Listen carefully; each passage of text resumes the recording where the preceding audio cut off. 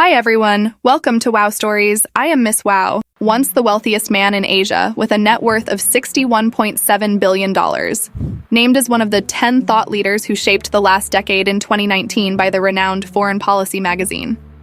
Founded a business empire that completely transformed the lifestyles and consumption habits of 1.4 billion Chinese people. Jack Ma, affectionately referred to by young netizens as Daddy Ma. In late October 2020, the China Finance 40 Forum held its second Bund Financial Summit in Shanghai. The summit's theme was Crisis and Opportunity, New Finance and New Economy in the New Landscape. On the second day of the conference, October 24th, Ma delivered a 20-minute speech as the co-chair of the United Nations High-Level Panel on Digital Cooperation. At the outset of his speech, he humorously remarked that he was not a professional and merely intended to share some professional opinions from a non-professional perspective, as he observed that many professionals today no longer conduct themselves by professional standards anyway. He went on to say that the challenges facing China's financial industry differ from those encountered by Western counterparts. These challenges do not stem from systemic financial risks, as China's financial framework needs fundamental systemization. He emphasized that China's finance industry grapples with the risk of an absent financial ecosystem. He draws a comparison, suggesting that China's financial sector, like those of other emerging developing countries, resembles a young adolescent in its growth, still lacking the maturity of a fully developed ecosystem. He also raised doubts about China's regulatory system, highlighting the distinction between supervision and regulation. He noted that supervision involves overseeing development, while regulation should only come into force when problems surface. According to Ma, while China excels increasingly in regulatory ability, it falls short in supervision. He expressed the concern that while effective supervision methods pose no threat to promising innovations, outdated approaches certainly do. He made the example that just as we cannot manage an airport the same way we operate a train station, we cannot shape the future with approaches from the past. This sentiment resonated strongly throughout his speech, becoming most pointed when he claimed that China's banks today persist in adopting a pawnshop mentality, relying heavily on collaterals and guarantees. He also shared a humorous anecdote about borrowing from banks, saying that, "When you borrow 100,000 yuan from the bank, you might feel uneasy. When you borrow 10 million yuan from the bank, you and the bank both feel on edge. But when you borrow 1 billion yuan from the bank, suddenly it's the bank that's sweating bullets while you can sit back without a worry at all." The banks like to lend money to good companies and those that don't need it, turning many good companies into bad ones. Knowing that the summit featured attendees ranging from government officials and regulatory agency representatives to prominent figures such as directors of major financial and economic research institutes, Ma's speech undoubtedly dealt them a resounding blow. In fact, this isn't the first instance of him making striking remarks in public. On August 26, 2019, during the China International Smart Industry Expo held in Chongqing, he asserted, "Technology is developed, not regulated. Currently, there's an abundance of documents saying what not to do, strictly prohibiting various activities. Instead, policies should aim to ignite people's enthusiasm, inspire their endeavors, and foster the growth of innovative ventures." At the 2015 Davos Forum, Ma engaged in a discussion about data privacy with the host. When asked whether he would surrender user data at the request of the Chinese government, Ma responded, "Only for national security or anti-terrorism purposes." He said he had repeatedly stressed to his team the importance of retaining the utmost respect for the state without becoming one with them. This speech marked the beginning of Ma's disappearance from the public eye. Just a week later, on November 2nd, Ma and 2 other senior executives of Ant Group were summoned by 4 regulatory bodies, including the Central Bank of China, the China Banking and Insurance Regulatory Commission, the China Securities Regulatory Commission, and the State Administration of Foreign Exchange.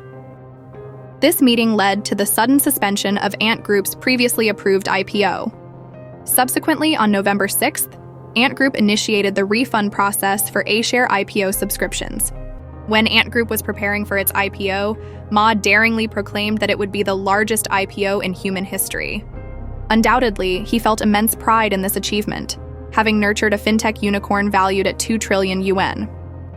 Reflecting on Ma's entrepreneurial journey over the decades, despite numerous setbacks, he has always managed to turn the tide. He believes he has the right to make bold statements. Dealing with small and micro enterprises from as early as 2008, Ma has made criticisms of the many hurdles faced by these businesses in obtaining bank loans. He even boldly declared, "If the banks don't change, we will change the banks." True to his word, he spent the following decade doing just that. Some Western media claimed that Ma's sudden disappearance and the halt of Ant Group's IPO were repercussions of his audacious remarks, which might have irked top Chinese officials. On the other hand, many Chinese media outlets alleged that Ant Group itself was fraught with issues, pointing to its astronomically high levels of leverage and its regulatory arbitrage operating model. However, unlike banks, Ant Group has primarily offered credit loans since its establishment. In 2014, when Zhejiang Alibaba E-commerce Limited Company rebranded as Ant Financial Services Group, Ma articulated its mission to address the challenge of lending difficulties for small and micro enterprises in China. According to the United Nations, small and micro enterprises account for 90% of global enterprises, providing 60% to 70% of employment opportunities and contributing to 50% of global GDP, highlighting their importance globally. As Lao Tzu once observed, the natural order of the world takes from the excess to enrich the deprived, whereas the way of humanity often takes from the deprived to enrich the excess.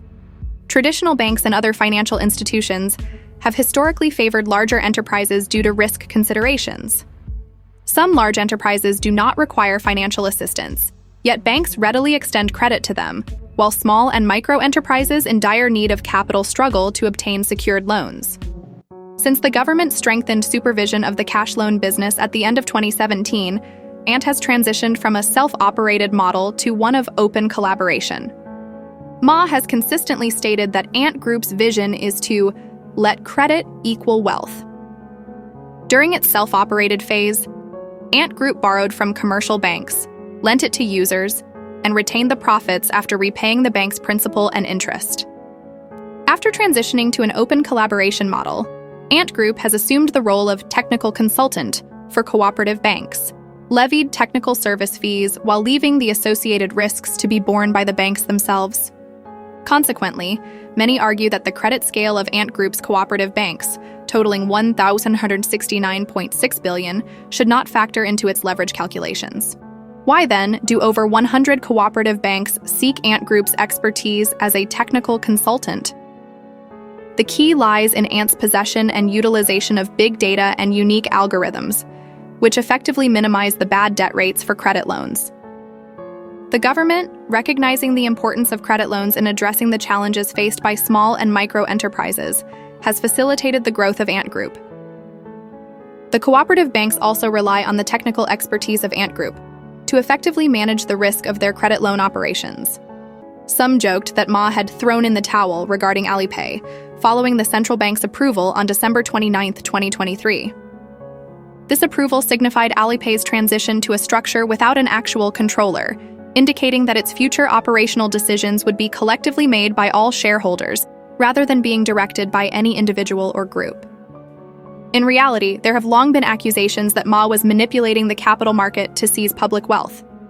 Stepping down as Alibaba's CEO in 2013 and announcing his complete retirement in 2019, it's not known for sure whether Ma's actions were prompted by mounting pressure or simply as a gesture to make way for the younger generation. Nevertheless, even in retirement, Ma remains a perpetual partner of Alibaba Group, ensuring his ongoing involvement in the company's future endeavors. Looking back on Ma's decades of entrepreneurship, he invoked the incantation Alibaba to unlock the gates of the e-commerce world for the Chinese people, and heralded a new era of financial technology in China with the emblematic Ant. However, his legacy is also entangled in controversy.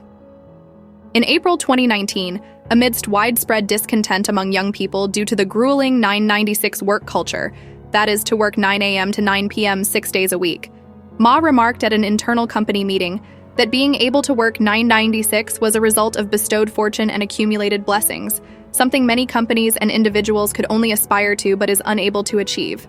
Over time, Jack Ma's nickname evolved from Daddy Ma to Vampire Ma, perhaps symbolizing the inevitable transition from a human to a capitalist.